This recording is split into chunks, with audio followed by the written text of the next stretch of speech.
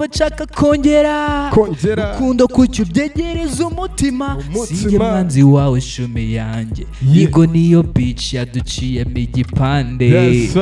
gusa uzabibona nuca kenge ko ntawe nkawe nkanjye nawe maso y'imisozi neza hirya bonye ibirori n'ibiriyo biza narose dawe umamagara ubwoba butaha umutima maso y'imisozi neza hirya bonye ibirori n'ibiriyo biza narose dawe umamagara ubwoba butaha umutima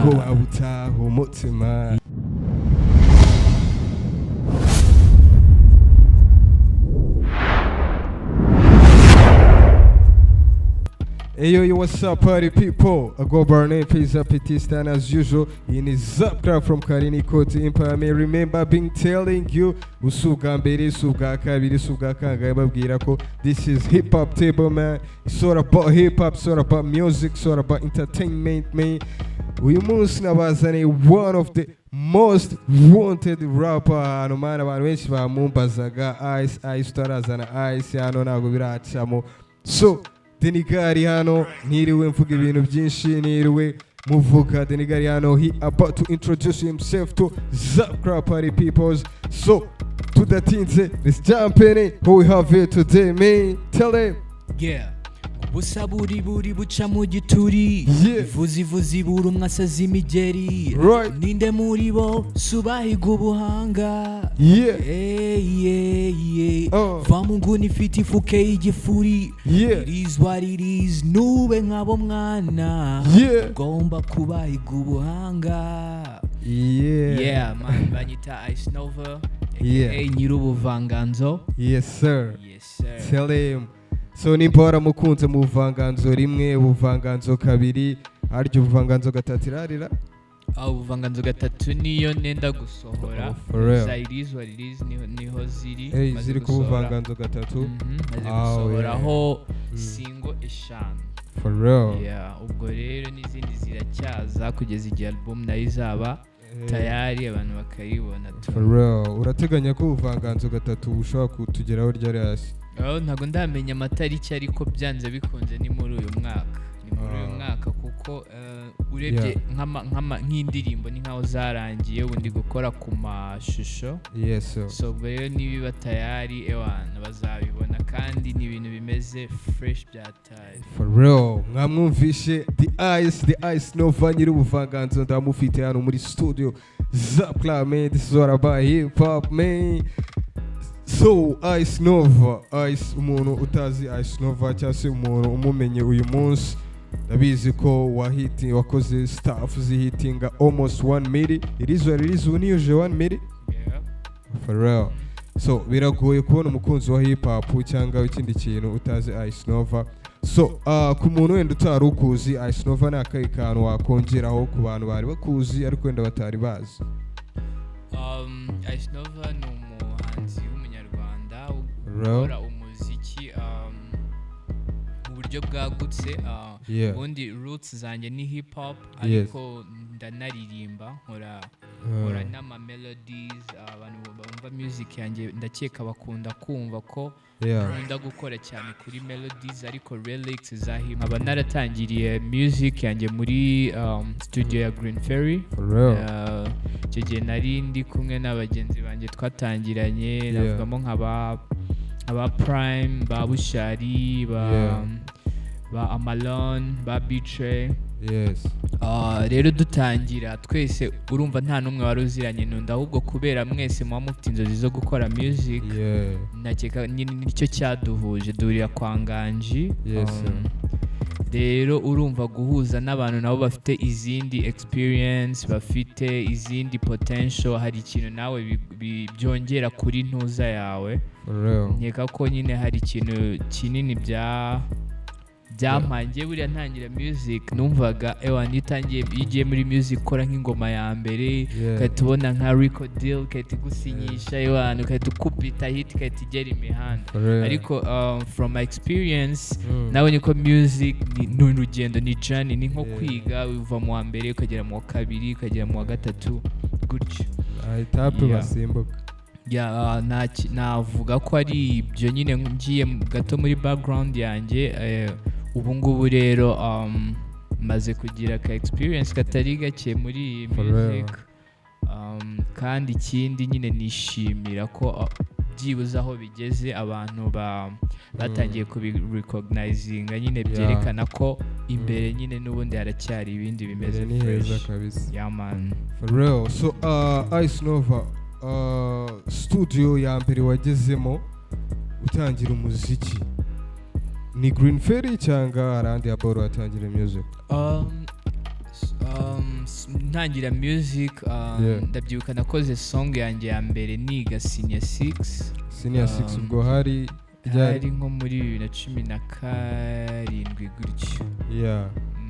noneho urumva nyine ubukiri school nagiraga nyine mbanze numve se muri studio biba bimeze gute so rero ndangije natangiye nyine gushaka ukuntu nakora music kuko nta connection nari mfite muri music industry nyine bikangora bya hatari noneho nyuma rero nibwo naje guhura na Nganji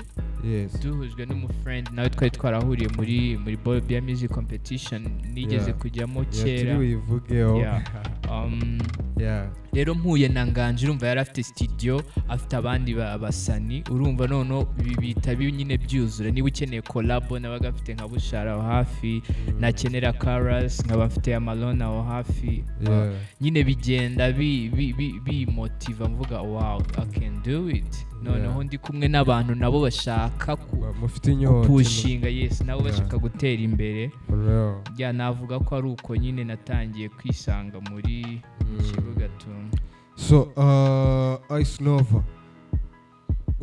twe turashaka ko utuganiriza ku rugendo rwawe rwa music atari guhera hano gusa kwa Nganji kubera ko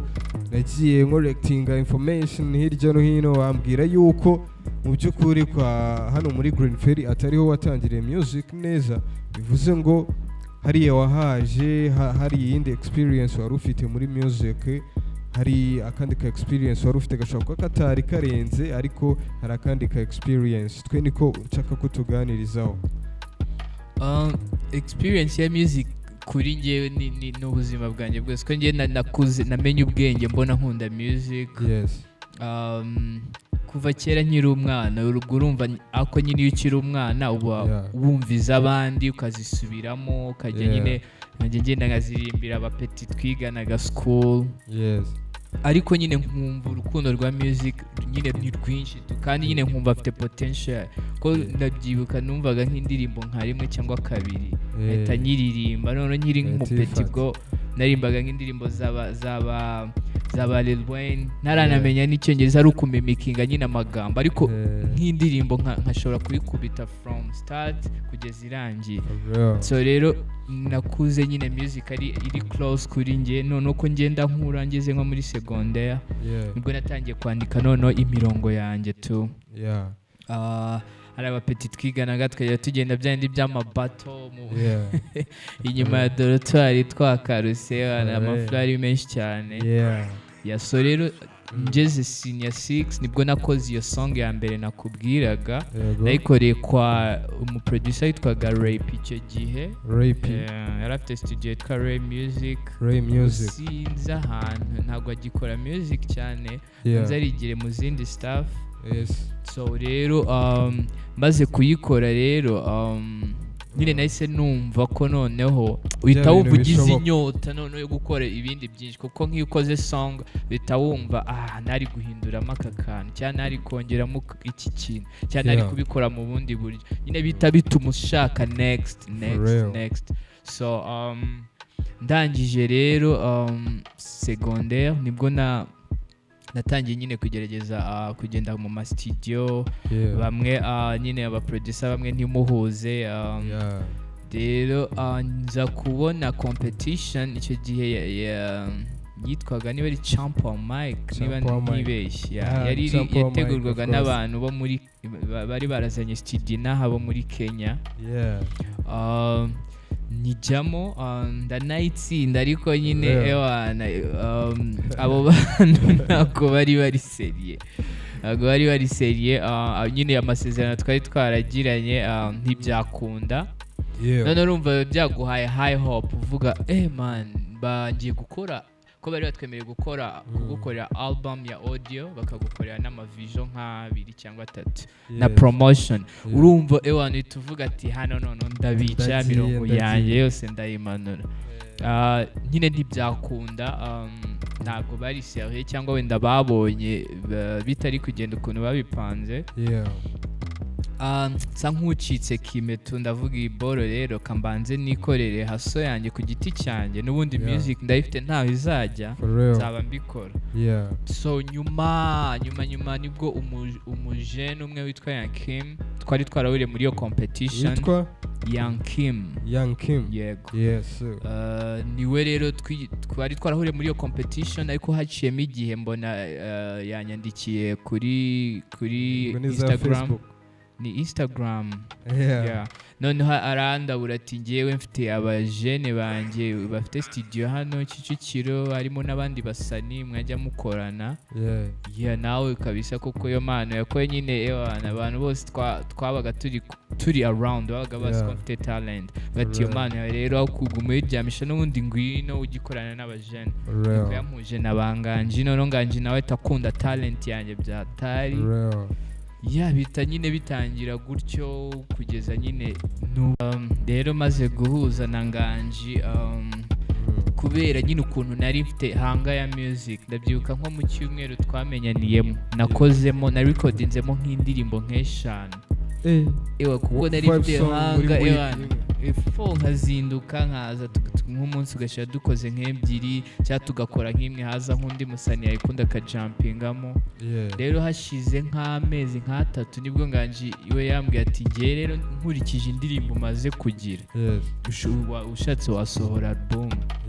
cyane wamaye nari ntaranagira ide ngo wenda ngo gukora ngo album n'ibiki numvaga ari ibintu bikiri kure ukubwa bimbwiye kandi koko nyine twari tumaze kugiramo nk'indirimbo zigera nko mu 12 gutyo tutangira nyine kubimedita nyine nashaka izina nibwo nyine haje ide y'ubuvanganzo ko nyine nk'ahantu nsubiye nk'inyuma nk'ahantu havuye ide y'ubuvanganzo urabona babushari bo bakoraga Kenya Trap ngerayo bari wavuga nko gufiguring out sound nyine ya Kenya Trap bakajya bafata nk'ingoma za kera bagasamplinga y'amajwi y'abantu ba Kinyarwanda cyangwa bagashyiramo ziriya ngoma nyine ukumva ni ibintu birimo ikintu cy'igakondo tu none ndavuga aba bajene yide bafite yo kuvanga nyine iyi sound iri modern ariko bagashyiramo na traditional nyine ukabona ni ibintu nyine bifite meaning to so rero nanjye nibwo ndi gushaka izina rya album nari ndi kwirefera mvuga ati nyine ikintu wumva nyine wakumva iyo sound ukumva yes iri modern ariko wakumva iyo lyrics wasoma iyo title nyine ukahita umenya where it's from so nibwo nazanye na ide y'ubuvanganzo turayikora none turi kuyikora noneho ba Bush nabo buri bose nta numwe wari wakagize ide zo gukora album ariko nyine Kanganji yagumaga bitubwira mu matwe ati ngewe nshaka kuzajya nkorera abasani album bana nyine kuvuga ngo just one song imwe ngo ugasora audio album nayo muri icyo gihe turi creatinga na ba Bush nabo batangira kurecordinga album yabo nibwo bari recording album zabo za mbere dutangira gutyo nkeka ko nyine biri no mu bintu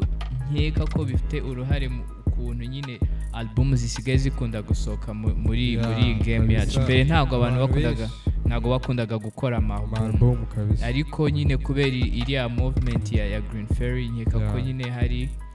indi image byahaye nk'abasani nyine tu bari bakiri bato nabo bashaka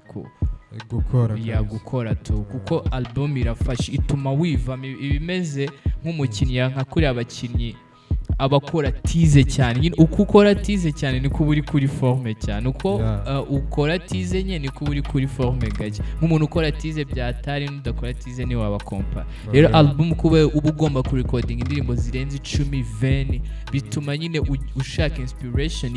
iri deep kandi iri wide kuko yari agasong kamwe nyine ushobora kugwa ku gasong kamwe cyangwa ukagwa ku ka idea kamwe ariko kugira ubone idea za songs zigiye muri album kandi nta nimwe isa n'indi nta nimwe ifite ide isa nk'indi bigusaba nyine kujyamo deep to biriya kandi ni fresh ku musani biguha experience ya fresh. Green Fairy rero ni imwe mu ma studio mu ma house yafashije cyane abanyamuziki cyane cyane mu njyana ya hip hop n'ama trap n'ama drill menshi. Green Fairy ni imwe muri studio kabisa yahinduye isura rya hip hop game hano mu Rwanda. Umuntu wavuga icyo kintu ntabwo yaba yibeshya. Man, real kabisa. Tuzashaka rimwe Nganji natwemerera aze hano atuganirize ku rugendo rwa Green Fairy. So Ice Nova uyu munsi Ice Nova aracyabarizwa muri Green Fairy cyangwa afite ahandi hantu ari gukorera? Green Fairy it's my home man, it's my home. Urumva nyine dutangira yari Nganji nanjye urumva nta wundi muntu nari nzi muri industry yari just Nganji ariko ubu ngubu maze kumenyana n'aba producers benshi aba directors benshi urumva ntago naguma nkorana na Nganji wenyine kandi hari n'abandi bafite izindi sound bafite izindi touch urumva nyine biba bisaba kwaguka gusa Nganji is my bro for life. Tuba tugomba gukorana mpaka ariko ntago biba bikiri just njye nawe biba byaragutse to so Ice Nova ubundi Ice Nova ni ryari wamenye yuko Ice Nova iki kibazo nkunda kukibaza abantu bose banyuze hano ni ryari wamenye ko you can rap man, ni ryari wamenye ko you can do this shit, ni ryari wafigurings out ikintu kikurimo kavuga ati uzi ko si I can do this shit? Ukuntu bisekeje ni kera man siko ngiye nanditse imirongo ya mbere niga mu 6 primaire for real ngiye nakuze nkunda music ariko ntazi ko nzaba umuraperi noneho rero hip hop ikiba introduced mu Rwanda ndabyibuka twigaga nko mu wa 4 cyangwa mu wa 5 primaire ba Riderman bari kuza za wave zabo za ba Mahoney Bone nyine ukumva ukuntu nyine wumvaga hip hop zo hanze ukumva ni fresh ariko kumva hip hop yo mu rurimi rwawe rw'ikinyarwanda ukumva ukuntu ku beat insubirajwi ukuntu agwa muri beat byaranyise ndavuga wow nibwo nahise mvuga ibi bintu siko nabishobora nibwo rero nanditse my first song ariko nyine ni kwa kuyandika ukagira abanyeshuri ariko nyine urumva kuyibarapira bimeze nk'umuntu uri muri performance cyangwa uri kuri stage cyangwa lihaso muri gukora mariage kuko urumva bahita bakubwira wow ibi bintu birarenze kandi nawe nyine uko baguha iyo feedback hari aka motivation biguha ngeze rero muri secondaire nahise njya kwiga muri interna sa nk'ubikwamye kwa kundi tugenda mu wa mbere urumva uhinduye lifestyle umera nk'aho bari distracted ngeze mu wa kabiri nibwo nongeye kubura nkajya nandika no biragenda zimbana swings za dance ku buryo hari igihe nk'abanyeshuri babaga bari nko muri etude njyewe nifitiye agakayi ndi kwandika imirongo nko mu makayi najyanaga school niba ari makayi 15 abaga bagomba kuba ari mikayi y'imirongo ari ihame kabisa rero umva ndi mu wa kabiri mu wa gatatu mu wa kane mu wa gatanu mu wa gatandatu experience nini byatari none ngenda mbana exposed no kuri music y'abandi barape none bari more deep bari na more nyine like bafite potential hejuru nibwo natangiye kuvuga I can rap nshobora kurapa nshobora gukora insubirajwi ariko noneho bitewe n'urwego rwa music nari nsigaye numva biri ngombwa ko nkora no kuri lyrics kuko urumva ushobora kurapa ugashyiramo insubirajwi ariko ama techniques ukuntu ama punchlines ukuntu ujya deep mu kwandika nyine kuzimiza n'ibintu nk'ibyo byose nibwo nyine noneho nabaye nkaho ntangira bundi bushya noneho nkajya noneho mpindura nkavuga noneho izi ko ndabyibuka numva nka album ya mbere ya Kendrick ya mbere ni ya kabiri yitwa Good Kid Mad City. Numvise ukuntu like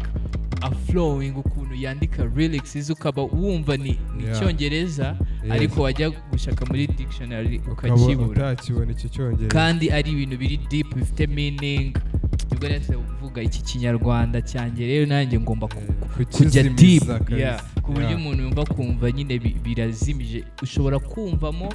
one message mu gihe undi we yumvishe bitewe n'ukuntu ikompoje akaba yakumvamo indi message bitandukanye. So nibwo nyine urumva bituma nawe nyine umera nk'umuntu nyine utangiye bundi wishishaka izindi inspiration abandi babikora nabo gutyo babikora gute. Noneho nyuma rero ntangiye kugera muri kubona access yo muri studio kuko buriya ikiza cya studio nko ku muhanzi uba ukiri gutangira ikintu biguha feedback yawe ubwawe kuko urumva niba urecordinze song urayumva nawe usubira inyuma ukayumva iyo yumvishe uba wumva n'izindi music z'abandi bantu so biguha nyine body imeze nka comparison uvuga se music yanjye soundinga gute se iyo havuyemo nka song y'umuhanzi nemera akajyamo iyanjye switch biba bimeze bite calibre uba wumva bihura umva biguha izindi inspiration. Noneho kandi rero nakundaga noneho music y'abaririmbyi apana baraperi urumva nabaga mfite ama melodies mu mutwe noneho ntangira kujya bifusinga nyine nka rap ariko nkaririmba ubu natangiye ndapa nkaririmba muri chorus noneho bikarangira wenda nka rap najya kuri bridge akaba aribwo kiramo ama melodies noneho birangira noneho mvuze ati niba ari beat irimo of rap nzajya nyirapa ariko niba ari beat irimo ama melody irimo ama key aryoshye nzajya nkora melody like spirit ibimeze gute muri iriya studio ya Green Fairy like environment ibimeze gute ko iriya studio ni imwe mu studio kabisa avamo ibintu biremereye ni imwe mu studio akora akazi kenshi cyane ahora mumenye ubundi iriya studio igifunga irafunga of course ahubwo nyine navuga ko experience nibuka cyane ni ya icyo gihe tugitangiye kurumva icyo gihe twabaga turi kumwe like almost every time urumva none twabaga turi benshi bya hatari noneho ikintu bya vibe yanyispiraga cyane ukuntu twakoraga fast kuko urumva niba turi kuri studio turi nk'abasani nk'umunani kandi buri wese ashaka kuva aho ngaho akoze nta bintu byandi ngo studio session mara umunsi wose rika ganji kandi nawe kuri production beat ayikubita nk'iminota 30 akabara yisoje nawe kwandika fast ukabara recordinze yaba ari undi musani muri wikubite nawe wajyaga kururangiza ku recordinga nawe yasoje nawe hitatamo ubwo nkundi nawe mu gihe abandi bacirinze hanze session yarangiye nawe kahitaza gutyo nyine uko abona n'ibintu biri fast and fun rero byanyigishije gukorera nyine kuri pace nyine yihuta tu nk'iyo mvuga ati ngiye kuri recordinga ntabwo mbashaka gufata igihe kirekire urumva rero iyo spirit irafasha bya hatari noneho nka gutya bari abantu benshi nyine hari gukora hari abantu benshi bigwa noneho comfort yo gukora ahantu hari abantu benshi no vision kuko muri studio iyo utamenyereye gukora nyine uri free ukajya nk'ahantu utisanzuye birakugora nyine ntabwo uba wumva uri kwirekura bihagije so ndakeka ni iyo vibe yo muri Green Fairy kuko ahandi nk'ubu wenda nk'iyo ngiye nko kwa Cospit tuba turi ari njye nawe gusa urumva wowe ufite time yose yaje ariko nk'icyo gihe urumva twabaga turi benshi kandi tugomba gukora rero byasabaga kuba uri active kandi uri sharp byatari kandi uri fast kabisa so Ice Nova mu ndirimbo zose umaze gukora albums nyinshi wakoze ubuvanganzo rimwe ukora ubuvanganzo twice ni ngiyi watubwiye yuko iri hafi kurangira hari na album itwa Umukoro ariko n'umukoro na Nganji akaba na EP nigeze gukorana na Cospit itwa Self Made ubundi maze kugira projet enye iyo ubuvanganzo gatatu izaba ari projet ya gatanu what is your favorite song? I know zose ni favorite songs zawe sibyo, zose ni track zawe wafashe umwanya urandika, ariko hari imwe nyine uba wumva like it's giving to. What is your favorite song among them all? Okay, I would say it is what it is. Kubera okay, nyikora ubwa mbere ntago nari nagize ide nyine if the story it is strange kuri ngiye byataye. Nyikora ubwa mbere ntago nari ifite ide yo gushyiramo Bushari. Nayikoze nyine ndayandika verse ya mbere, chorus ndagenda ndayirecordinga. No muri iyo beat nayikoreyemo. No hakaba hari ingoma nari naranditse yitwa Igo, iri kuri album yitwa y'umukoro na Nganji. No story yo ndirimbo yitwa Igo twari turi kubwira Bushari kuri uri ukarigiye kigeze kugera Bushari na Nganji batameranye fresh. No ngiye urumva nari inshuti yabo, nabandi kuri umwe nkumva ari kumbwira story ziri strange, nabandi kundi nkumva ari kumbwira story. Ubwo uri kumwe na Nganji akumva ari kuvuga kuri Bushari, uri kumwe na Bushari wowe ubwo urimo hagati. Noneho turi gukora iyi album nibwo nagize ide nyine ngiriye ide kuri icyo kintu, ndavuga reka nkore indirimbo ifite iyi story nyine mba ndi kumurabura ndi kuba iyo Igo shyira hasi reka shawe kwitera ibikwasi shubigo kankubwira icyo utazi ngo icyo dupfa kidutanye uyu munsi. Numara gucururuka nibwo uzumva yuko neza ntacyo twapfaga, ngo inzira waciye ugenda nuyigaruka uri welcome. Urumva nari imeze nkaho ndi kubabwira mbabwira ati izo Igo zanyu mushyire hasi. Ikibahuza n'ubundi cyabahuje ariyo music nicyo kiri powerful kurusha nyine gutyo muba mutari kumvikana. Noneho rero nyuma nibwo noneho nyine Bush namwumvishije irizwa release arayikunda, none atamo verse irasohoka. None nyuma ndeba ukuntu na nyine kwa kundi type beat nakoreyemo irizwa release niyo type beat nakoreyemo Igo. None ndeba ukuntu like ntuzimwe ariko imwe iri isa nkaho iri positive indi isa nkaho iri negative. Mpita mbona ukuntu nyine irizwa release iba mega hit, mpita mvuga wow. Urumva nk'iyo iyo type beat mvuga ati okay nakoreyemo Igo reka nyine nyihorere ishobora kutari kuza imeze kuri. So rero none iyo experience n'ukuntu abantu bayikunze ibi nibyo bituma iba my favorite track kabisa. Ariko nkunda n'izindi nka z'abahungu Buvanganzo nazo ziri muri track zanjye nkunda kabisa, ariko irizwa release respect. Man. So ubundi ku bantu batari bazi beef, abantu nyine babiboneraga kure batari bazi cyateye beef ya Nganji na Bushari muri kiragiye batavuganaga neza cyane. Ubundi watubwira ko ari iki cyari cyabiteye, impamvu yari iyihe, byari byagenze bite? Ni ibisanzwe ni kwa kundi ntazibana zidakomanya amahembe kuko nkurikije nyine ngenda bazi bose nta muntu wavuga ngo nyine ufite umutima mubi cyangwa ngo umwana mubi buryo nyine yakoreye undi ibintu by'indengakamere byatuma nyine uvuga ati ibi ntabwo ari fresh. Nyine ikintu bapfuye ni kwa kundi ntazibana zidakomanya amahembe, simple as that. Kuko n'ubundi bajya kongera kuhuza nta waje kubahuza, nta wasabye indi mbabazi, just nyine barongeye barahura nyine birikora tu. Ubundi ko aba brotherhood baba bagomba kubaho n'ubundi. For real. So ubundi hariya muri Green Ferry hagiye hakoreramo abakoboyi benshi, niho hagiye havukamo izo za Kenya Trap, havukamo izindi njyana nyinshi, ariko cyane cyane hariya muri Green Ferry mukunda kwibanda buri kintu mukoze akunda kuba harimo akantu ka gakondo ukuntu.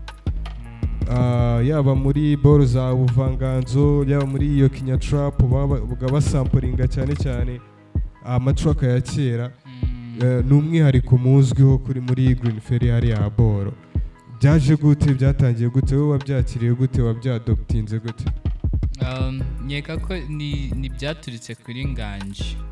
Kurumva Nganji yarasanzwe akorana na Bushari. Noneho hari indirimbo bakoze kera yitwa Tezamo Zombi. Noneho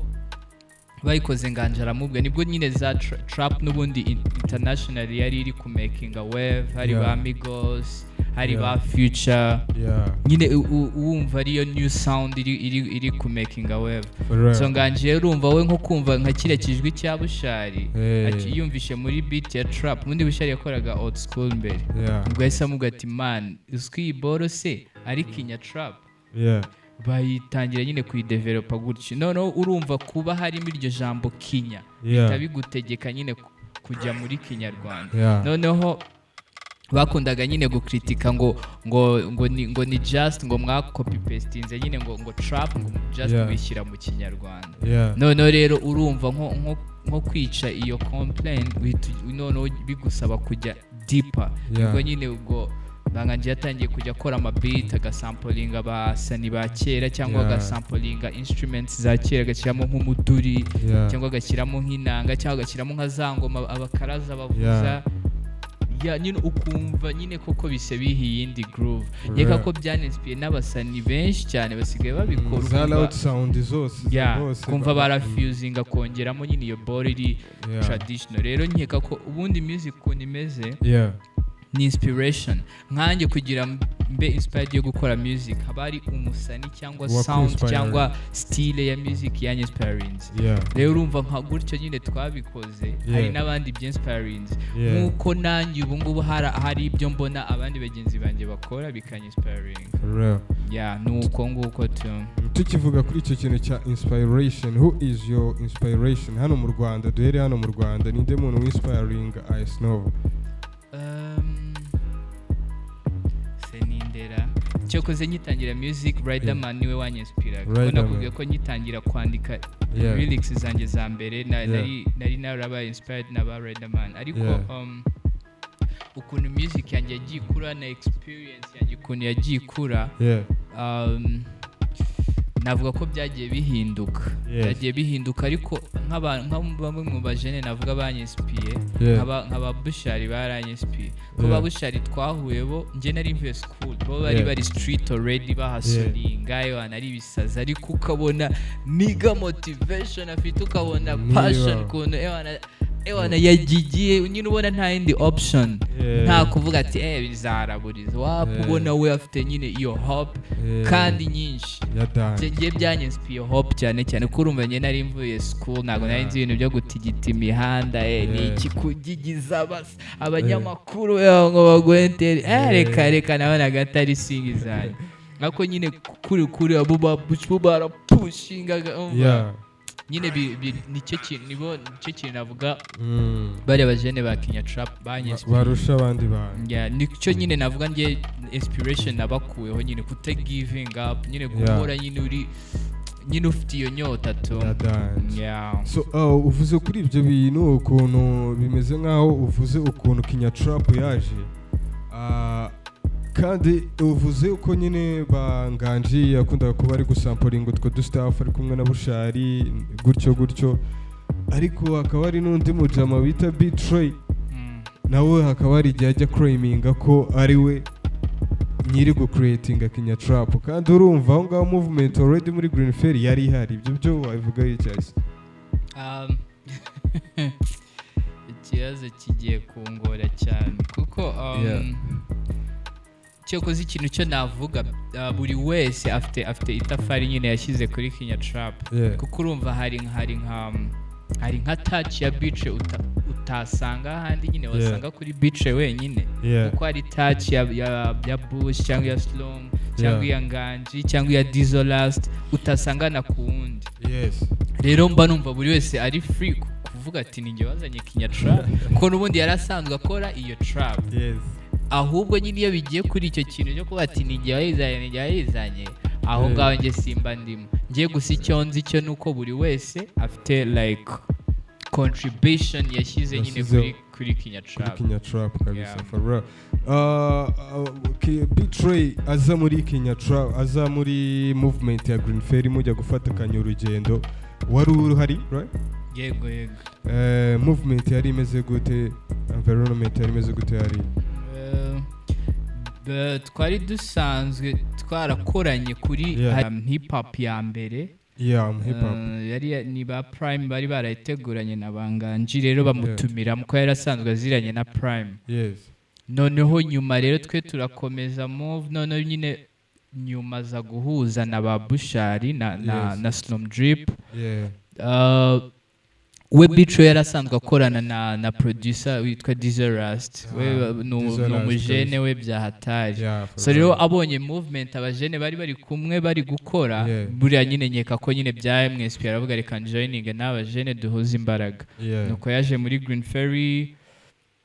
biguma bigenda fresh bakora amabenga n'amabenga ewan gihe kiza kugera nyine bigenda kuriya mwabonye ariko ngiye kintu nzi cyo ikintu ba creatinze bari abajene batatu ndavuga ubwo na Biche na Slum na Bushari ni inspiration ku ba young generation kandi turabibona n'ubu urabona nk'abapeti baje nyuma y'iriya movement ya Kenya Trap abenshi nyine urebye ubona influence ya Kenya Trap so ni ibintu nyine byiza tu for real yeah man. That is so dope man, that was so dope. Buriya I am hip hop yari yarateguwe na ba Prime na Green Ferry. Hip hop ya mbere ubundi ni Prime wayiteguye ahubwo asanga Banganji nyine na Green Ferry kugira bamufashe kurumva bari bafite studio aho kuri rehearsal rehearsal guhamagara abandi basani nyine urumva ni we yazanye ariko ide nyine ni Prime wayizanye tu. Burya mu hip hop idea yazanywe na hip hop na Prime. Burya yabereye hehe? Yabereye mu mujyi imbere yari Ecole Belge ni niho ya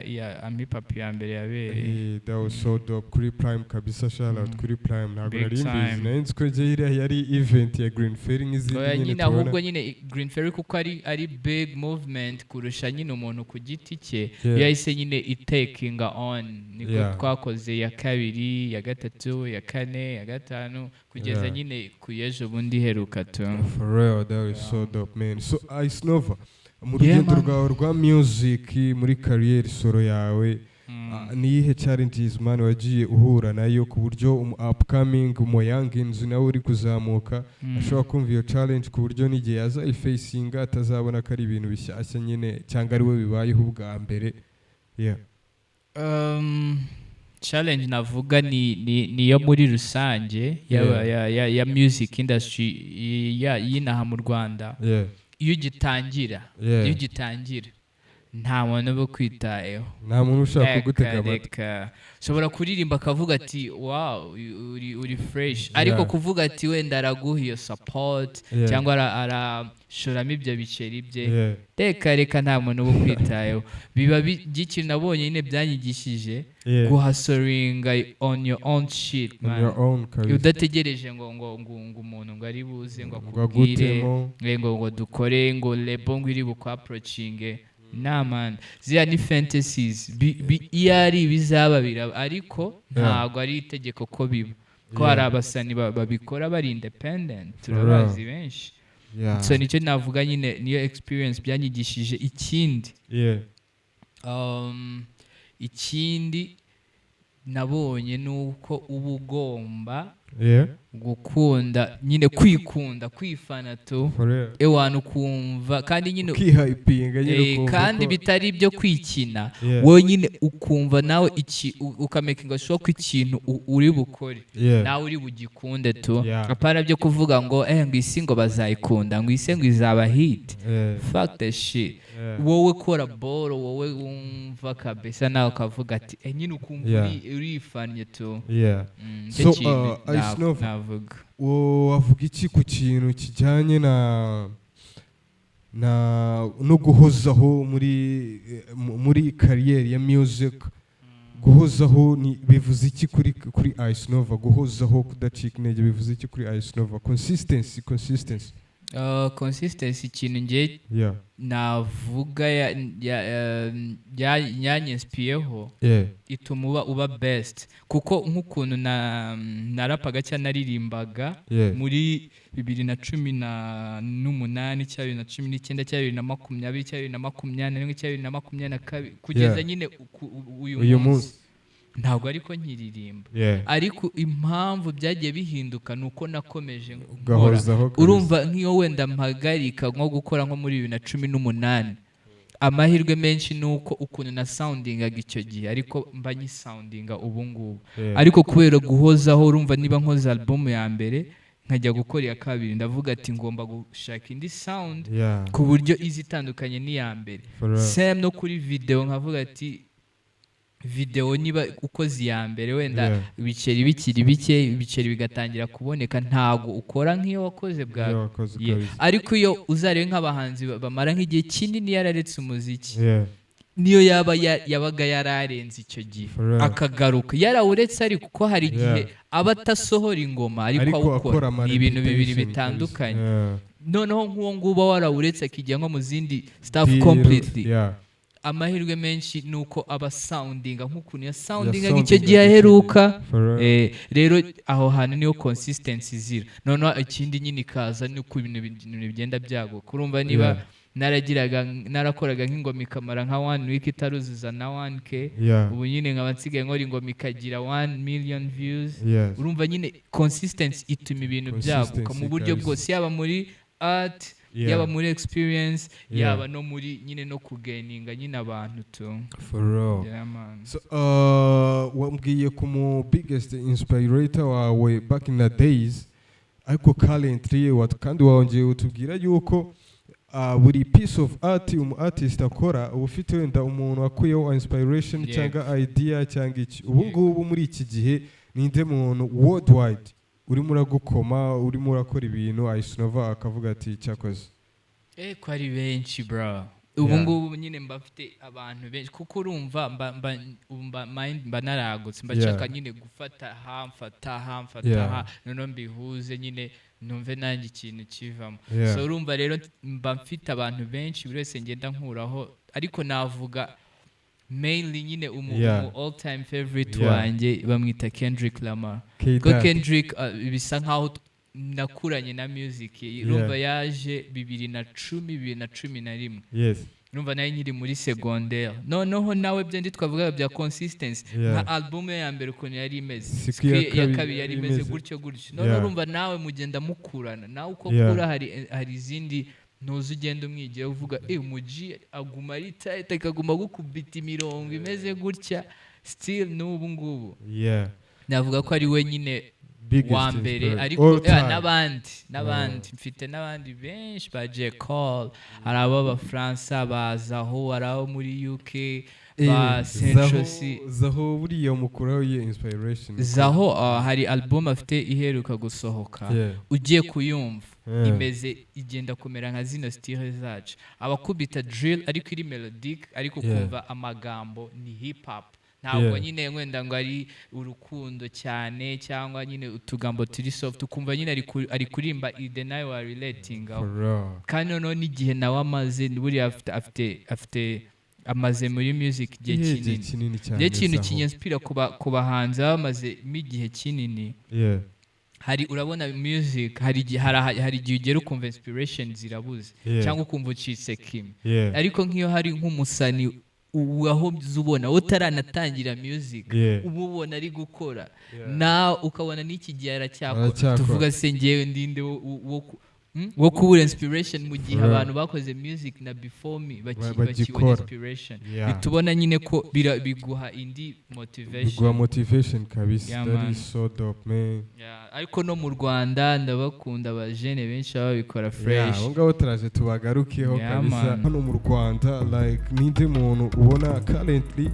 wenda aka kanya muri kano kanya ninde muntu ubona uri kubikora neza nawe mupeto uri kwitwara neza mera for ni benshi umuziki wo mu Rwanda nyine umaze kugira abajene benshi bafite impano kabisa ukumva atiri deep kumva ntabwo ari ukubigwaho tu abo navugamo se Kivumbi ni fresh byatari Kivumbi king ba Bushari na ba Beach of course ba Kevin shako ari benshi ba Yelways yari abajene benshi nyine ubona ko bafite potential ya music kandi nyine ubona bayizi tu. So nta track ufitanye na Kivumbira? Hariyo dufitanye ya kera ariko Kivumba ari kuri line up y'abajene ngomba gukorana nawe in future kabisa. So kuri iyo album cyashya watubwira kudukorera ubuvanganzo uretse muri izi track wenda zindi twabonye zo zamaze kugera hanze already, muri izo zisigaye utara droppinga abantu batarumvaho na gake, hari aba guest artist bariho nimba atari banga badusharinga? Okay, ndababwira imwe kuko urumva ngiye kuzivuga zose byaba birangiye mbishyize hanze. Okay, impamvu iyo nuko nditegura kuyisohora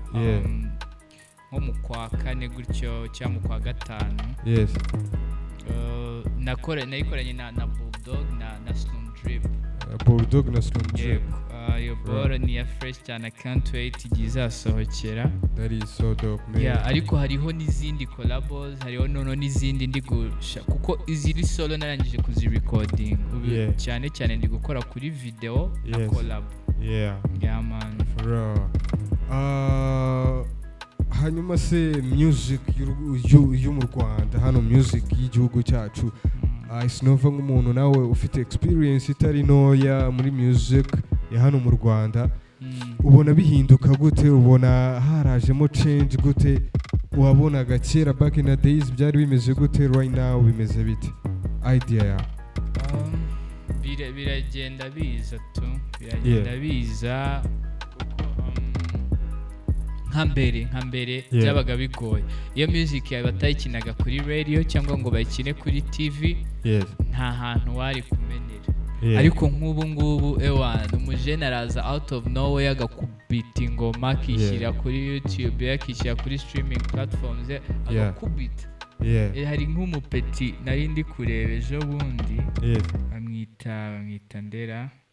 bamwita DS Dollar, sinzi niba umuzi. Umupeti yaje like yikubitira utubora agashyira kuri za TikTok n'iki, ariko kubera afite content iri unique n'uburyo story ayiportrayingamo, man arakubita. ejo bundi yabonye ingoma ye ndavuga wow man, nyine ukahita ubona ari dope, ariko noneho bitewe n'ibihe turimo biramufavoriza nyine ku buryo art ijya out kabisa. So biri kuza, hari platform iri wide, ntago bikiri dependinze ngo kuri kubitangazamakuru ngo biragukina kugira nyine music yawe igere kure, igira ahantu igera. Ariko nyine haracyari urugendo pe, igihe tutarakubita international hits nta kiraba. Niyo mpamvu nyine mba nshaka guha courage abajene bagenzi banjye bari muri music, numva bagumye bakore, bagumye bapushinge n'abarumna babo, nabona mupeti ufite sound iri fresh cyashya iri dope, amusupporting kuko nyine igihe tutaragera international, urumva hari urwego tutarazamuka. Ariko aho bigeze so far so good kabisa. Aho bigeze byibuze at least kabisa. None se Isnova ubona ubundi ari iyihe mpamvu, wenda nk'impamvu imwe wavuga mu mpamvu wenda nk'igihumbi, ni nk'iyihe mpamvu imwe ubona ituma ubundi tutaba international? Ni nk'iyihe tauti yawe? Impamvu ngiye mbona cyane ni biterwa na story y'igihugu cyacu tu, kuko nka mbere ya jenoside hari abahanzi bari barenze man, barenze bandika boro ziri legendary. Urumva nk'abo nyine abenshi muri bo bapfuye muri jenoside. Noneho urumva n'igihugu bwacyo noneho like ibintu byose, urumva muri jenoside hapfuyemo abantu benshi bari bakora nk'ibintu byinshi bigiye bitandukanye kabisa. So urumva nyuma yaho byasaye nk'aho music itangiye kuvuka bundi bushya, mu gihe mu bindi bihugu music yagumye prolonge kandi nyine binakubwiye bya inspiration, nk'abantu aba legend cyangwa ari bakuru benspira abatoya, abato nabo bagera mu kibuga bakinspira abazabakurikira gutyo. Akurumva nkatwe story yacu yo mu Rwanda byabaye nkaho bikatinze down ni nko kwirera byose urumva nk'abasani bazaga ameze nyine nkaho nyine ari mushya ibintu byose ari ukwizera ni nayo mpamvu abahanzi bo mu Rwanda bumva bafite sound iri more international than local. Uzabyo kuko wumvishe nko mu bindi bihugu agukubita sound ukumva ni iri local kabisa bitewe n'iki nyine ya generational inspiration igenda over the years n'abajene bazi umunsi yanabona modern ariko ko bari rooted kuri culture yabo ukumva we bari close cyane kuri gakondo yabo ariko twebwe urumva nyine byabaye nkaho ubu nibwo character z'ahandi hantu ubu ngubu nibwo nyine kubera bimaze gusa nkaho noneho bimera fresh ubu nibwo abasani noneho bari kwiyinspira kuri gakondo yabo noneho bakagenda bafusinga umvishe nka baile kuri abakora afrobeat bagafusingamo gakondo ibintu bya fresh ibintu byiza bya rero na icyo nicyo kintu nkeka factor nini ituma umuziki w'u Rwanda today taragera international ariko nanone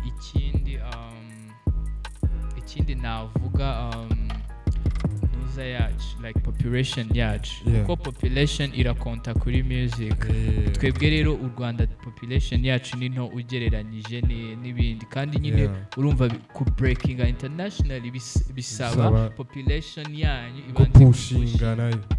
ko hari nka bonus game mbona za music yo muri Asia nk'abajene bo muri za South Korea cyangwa muri Japan bro asora nka boro nk'uyu munsi mu masaha 28 ikaba ifite nka miliyoni nka 16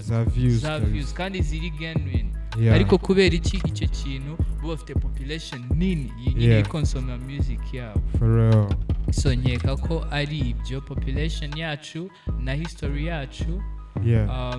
ururimi rwose cyane kuko ururimi twaje kubona ko ururimi igihe sound ari nziza ntago ari music y'ubwayo ni language kabisa of course ako si Asnova uretse wenda iyo ngingo vuze ubona dufite abasani bari competent ku buryo baba competent kuri worldwide cyangwa se muri Africa cyane rwose cyane waneminga nka batatu ngiye ubwa mbere nihereyeho nk'abo bajene ndi kukubwira ba Kivum ba Ishkevin ba Yet numva calibre ye ukumva sound ye ukumva style ye ukumva icyaba kibura nyine we nukubona iyo umuntu umupushinga kugera kuri iyo nose that was Ice Nova atuganiriza atuhereza ku buvanganzo nk'uko ari nyiri ubuvanganzo as usual yarimo atuganiriza kuri music kuri kariyeri solo yiwe uko yinjiye muri Globe music hano mu Rwanda en general urayibonamo iyihe sura mu myaka iza in the future. Ice Nova urabona music yacu iri buze ko bimeze gute? Nk'uko nabikubwiye nyine iri kugenda imbere to mu myaka iza ndi kubona nyine ama international collabos ama international hits ama international shows abasani bakajya gukubita outside ariko nyine mu gihe bikomeje kugenda kuri wave nibisubiye inyuma kuko uri kubona abasani bose bafite inyota yo ku breakinga nyine barrier yo kuvuga ati yo kuvuga ati kuba umustar uri local ntabwo bigihagije mbere wumvaga bihagije cha street nyine abantu bose bagutera peace kumva byabaye wajya muri club kumva song yawe bakayikina kumva byabaye ariko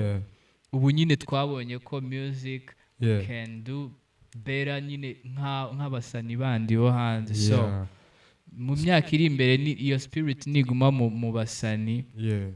bizaba kabisa. That is so dope of you man. So turi gusoza rero Ice Nova ari ikintu nje nkunda kubaza ku artist bose banyura hangaha uvuga iki ku kintu bita branding ku bantu bakora bafite ama brand abantu bari in charge za marketing mu ma companies runaka ubona uburyo kiba approaching cyangwa se uburyo kibakorana na music industry cyangwa n'abasani bihagije? Biracyari hasi ariko nanone nk'ukuntu twari turi kubivuga biri kuza to ko ibintu byose bijyana n'ubundi n'igihugu to so urumva nk'ama companies ubu nibwo ari gutangira kubyumva. 10 years ago ntago babyumvaga, cyangwa nk'ababyumvaga wasangaga ari nk'imwe ebyiri gutyo, ariko ubusanga n'umuntu akizana company ari mushyashya ukabona nyine ari kwita ku kintu cyo ku branding, ukabona ari ku associating nyine abantu bafite amazina. Ni ibintu bigenda biza gahoro. Njye ikintu mba ndi kubona kiri positive nuko bigenda bitera imbere. Mpita mvuga ati nyine ubwo niba biri kuba gutya ubutaha bizaba biri better, bizaba bimeze gutya, ubutaha birusheho, ariko nyine bagume babikore kabisa. Nutarabijyamo azabitrying wenda arebe uwo nyine we abonamo izo potential, amuha iyo chance abitrying arebe, kuko hari abasani bamaze kugira public yabo. ase Icenova kubera iki abantu nyine baba bari in charge y'iyo marketing n'ibiki kuba bahita bafata cyane abasani bari kuri spotlight bari gutwika wenda muri iyo minsi, nibyo byiza cyane, cyangwa wenda bajya bita cyane ku mpano runaka umuntu afite? Ubyumva ibyo ni ibibareba, kuko nyine like impamvu uvuze gutyo ngo ni ibibareba. Buri muntu iyo afite business aba afite plan ye, aba afite uburyo nyine yapanze gukora ibintu bye. Urumva uwo ntago ngiye naza mubwira ati kuki ubikora gutya wakabikoze gutya. Ibyo ari ibintu bimureba nyine niko ababyumva. Ahubwo ngiye ikintu nyine mba ndeba bajye bigira ku babitryings, barebe nyine nk'abantu babashije gukorana n'amabrand y'abasani, arebe nyine abifate nka case study, kuko nabibona muri iyo angle ndabizi nyine hari ikintu bibo bizamwinspira nyine cyo kuvuga ati nanjye nabigerageza. So dusoza that was Icenova, nyiribuvanganzo rimwe, nyiribuvanganzo the one and only musaza ari no kudutegura ubuvanganzo gatatu. Igomba kuba elite, igomba kuba ari monstrous, igomba kuba ifite everything, buri kintu dukeneye. I can't wait ko nyine ijya hanze tu, kuko urumva igihe mperukiye gusohora ubuvanganzo kabiri kugeza kuri gatatu cyema igihe kinini byatari. So rero narayitonde bihagije pe. Icenova, dusoza waduha imwe muri flow